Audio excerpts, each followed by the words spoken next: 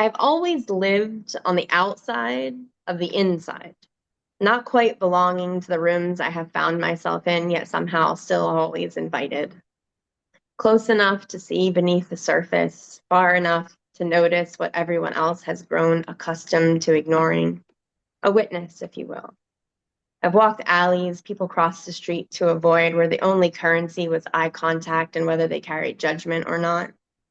Sat shoulder to shoulder on private yachts, eating meals that cost more than my rent, listening to conversations wrapped in polished smiles and expensive watches, beside hospital beds, backstage at concerts, in jail visitation rooms, at kitchen tables where marriages quietly unraveled, on milk crates behind restaurants, in circles of CEOs, in circles of addicts, in circles of people singing songs together. And after a while, they all begin to resemble one another.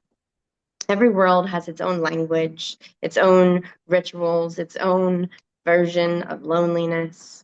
The stories change, but the ache rarely does. Maybe that's why I've never felt the need to choose just one life. I have lived dozens inside the one that I'm living now. And the farther I wander through other people's worlds, the less attached I become to my own costume. We're so much more than the roles we perform. And maybe that's what dying gave me.